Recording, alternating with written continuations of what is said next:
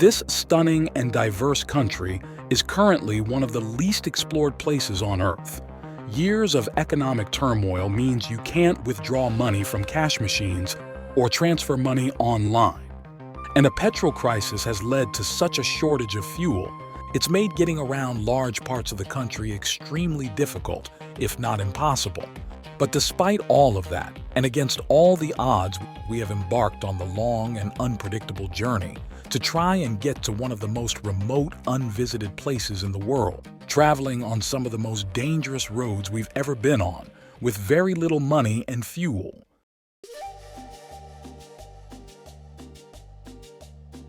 We have come to a fascinating geographical region with thriving communities that are extremely hard to access, known for populations who speak some of the oldest languages in history, and a long lineage dating back to ancient civilizations. Not only is there a significant legacy of music and colonial resistance here, but it's also where one of the world's most important staples originates from.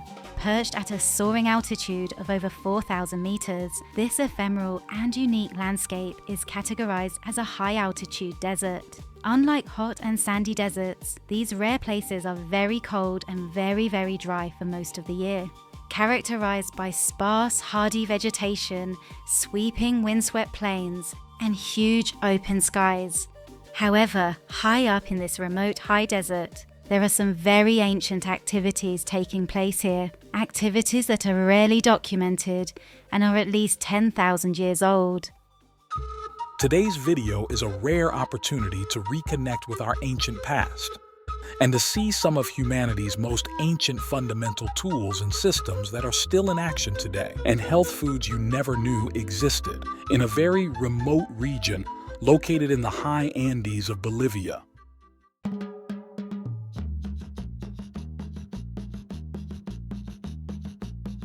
What you are witnessing here are highly sophisticated ancient systems that are incredibly old, that potentially stretch back at least 7,000 to 10,000 years, if not more, in this region. From the processes to a social organization that could be prehistoric, and two of the oldest and most important historical tools used by human beings that are both still in use here today. In the last episode, after a treacherous 6-hour journey to get here, we visited 3 incredible school garden projects that are growing fresh vegetables for their school's canteens. We also donated some tools, thousands of seeds, and fresh vegetables too. But the head teacher of San Jose Villa School wanted to show us more of their culture and offered to give us a rare tour of the ancient systems that are still in use here, which we'll be seeing today. And later on, we'll be finding out about one of the first ways of cooking potatoes that's potentially been in use since their domestication. This is a very special region because it lies in the geographical area where potatoes were first domesticated 9,000 to 10,000 years ago. Drawing on millennia of knowledge, farmers here cultivate a vast array of native potato varieties, each adapted to specific microclimates, soil conditions, and culinary uses. But there's also a lot of things they do very differently here that might surprise you. We've come to see people here in the community harvesting their potatoes. Potatoes are important here in Bolivia because they are part of the entire tradition of Bolivia. These are ancient processes to harvest potatoes that haven't changed here for thousands of years. This is a technique for maximizing yield and protecting crops by cultivating potatoes in raised rows, often termed hilling and furrows. They are using an ancient tool to open up the hills, so the potatoes come out very easily. The ancient people of the Andes developed some of the first and most important agricultural tools in history, which, according to historians, mark a significant shift from hunter-gathering to farming. And this tool, in particular, is considered one of humanity's most ancient and fundamental agricultural tools, predating the plow, and dates back to the origins of agriculture. Here in the Andes, it's thought versions of this handheld hoe could have been in action for over 8,000 years. However, are they as old as the slingshot? We'll be finding out later in the video. Now let's see another ancient practice. As the potatoes are harvested, they are thrown into a basket or blanket near to where they are working. Estefania here is collecting the newly harvested potatoes in this blanket. When the basket or blanket is filled up with potatoes, they are carried over to the side of the field where they are piled up in mounds.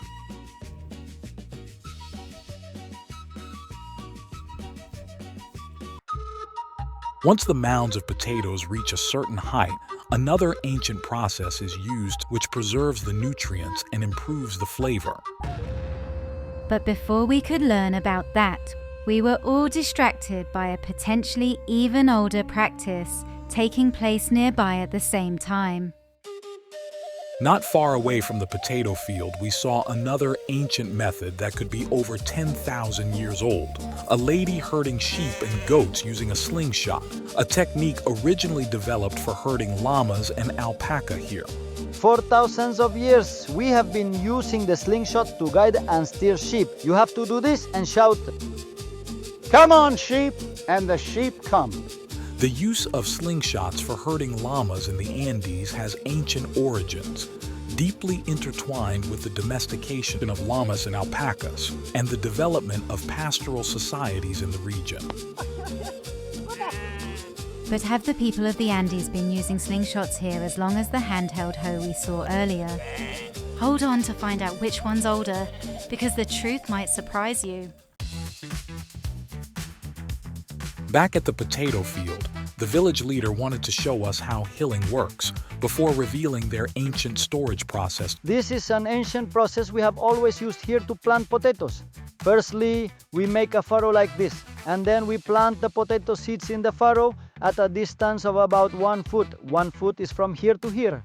Then we add in organic fertilizer, normally livestock poop, before they are covered with soil. When the potatoes start to emerge, when the plant is about this size, to prevent it from being exposed, you have to cover them up with more earth. We dig out of the furrows, which creates these hills and deepens the furrows. This also makes sure the potatoes do not flood, because when it rains too much, the water flows away through the furrows out to the border.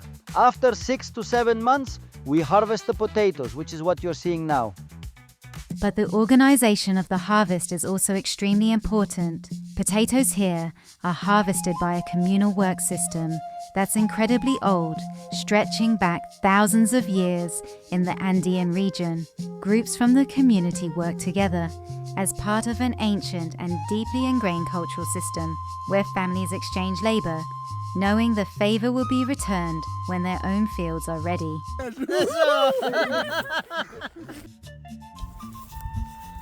In the next field, there was another ancient farming technique we were curious to learn about. This is an ancient technique we use here for livestock forage. We dry out hay this way to keep it green.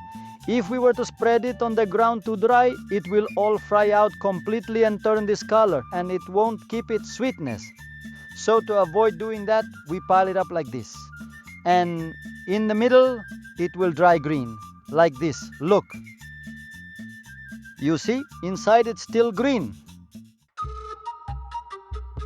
But is this similar to the ancient method of potato storage we saw earlier?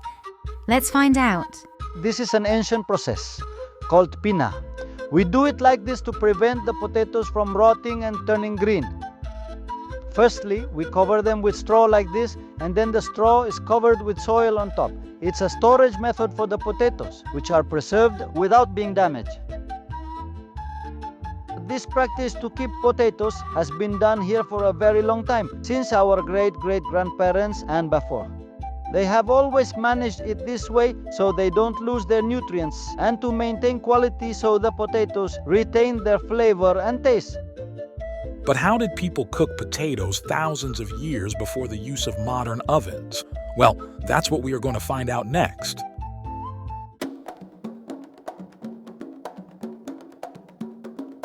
"10 minutes walk away from the nursing college where we were staying, some of the students were also harvesting potatoes and broad beans.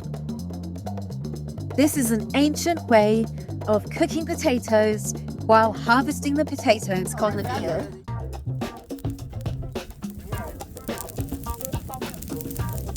This is a technique that's been in use here for around 9,000 years, since the domestication of potatoes. Using this highly effective ancient type of oven, made from clods of earth on the harvested field, they made a fire inside to heat up the earth. And when the fire has burnt down to hot embers, freshly harvested potatoes and beans and anything else you want to cook is put inside onto the hot earth and embers. Then the entrance to the oven is filled in, and the whole oven is collapsed and covered in earth to keep the heat inside. When the potatoes and beans are cooked, the oven is opened up and the potatoes and beans are taken out and put on a blanket for everyone to eat.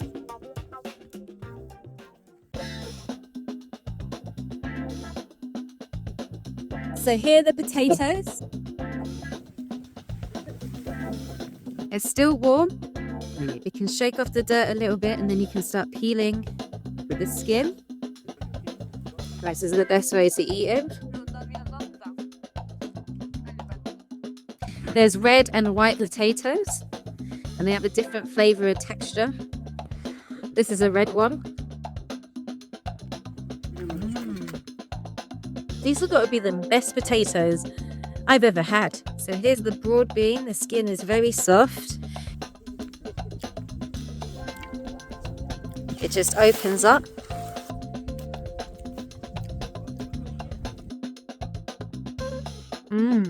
They're really delicious like this. They have a smoky flavor. While we were enjoying the potatoes, there was an idyllic pastoral moment of a farmer leading his cow and its calf past us.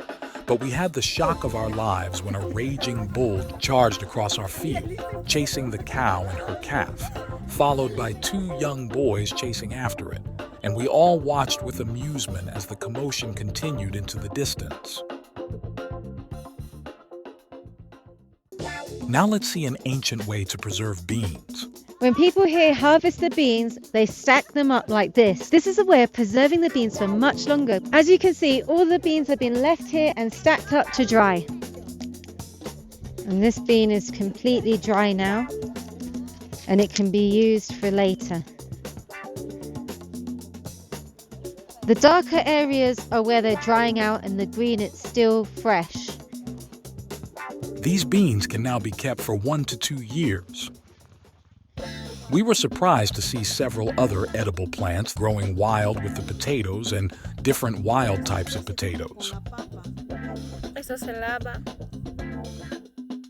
This root vegetable can be eaten raw and has properties that help with digestion. Es un diferente producto, esto se utiliza más que todo puedes cocinar en ahogados, en sopas también para comer. Y tiene muchos nutrientes también que nos ayudan en nuestros estudios. So which ancient tool is the oldest? The handheld hoe or the slingshot? Let's find out. Slings made of woven fibers like llama and alpaca wool were found in archaeological sites on the coast of Peru that date back up to 10,000 years ago. However, a study documenting evidence of early agriculture in northern Peru that included the presence of hoes, with other tools and agricultural features like garden plots and irrigation canals, also dates back 10,000 years as well. So they are both actually a similar age. But why is that? 10,000 years ago represents a pivotal moment in human history in the region.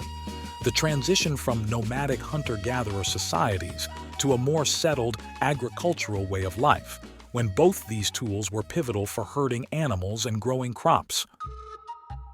For the final episode of our Bolivia series, the grand finale before we head to Peru, we will be visiting the city that was the ancestral and cultural heart of Bolivia, Cochabamba, to see a massive project by a community returning to its ancient origins, restoring over 70 hectares of an entire valley and mountain range, a native tree reforestation project that began in the 2000s.